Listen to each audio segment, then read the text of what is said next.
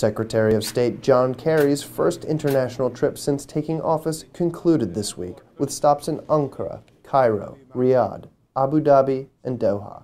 The 11-day, 9-nation trip has covered a wide variety of global and bilateral issues and underscored the support of members of the international community on the crisis in Syria. The international community is not going to stand for Scuds being fired indiscriminately against innocent civilians, women and children, young people, destroying the cities of Syria. On Friday, Secretary Kerry arrived in Ankara, where he met and held a joint press conference with Foreign Minister Ahmet Davutoglu. Through a number of bilateral dialogues, our governments are taking concrete steps in order to increase trade and investment. And thanks to these efforts, we have now established a $20 billion trading relationship, and we are eager to be able to grow it further.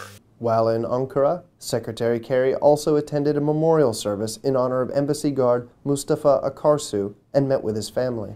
In Cairo on Saturday, Secretary Kerry met with Secretary General of the Arab League, Nabil El Arabi, and then spoke jointly with Foreign Minister Mohammed Kamil Amar.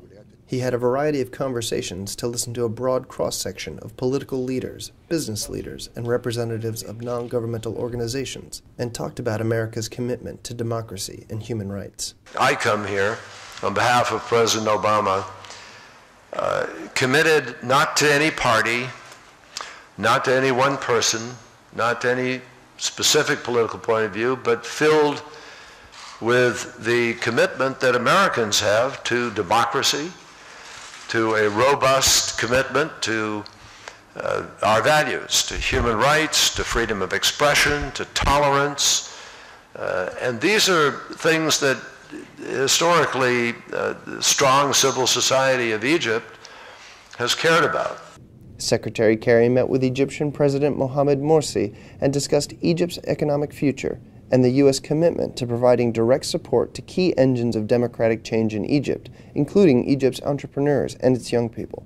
In Riyadh on Monday, the Secretary held a press conference with Foreign Minister Saud al-Faisal, where the Secretary touched on Iran.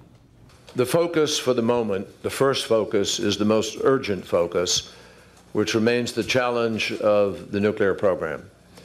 That is a threat that extends all throughout the region and, in fact, globally because of the issue of non-proliferation. On Tuesday, Secretary Kerry met with Qatari Prime Minister and Foreign Minister Hamad bin Jassim bin Jaber Al Thani. Secretary Kerry wrapped up his trip to Europe and the Middle East on Wednesday and headed home.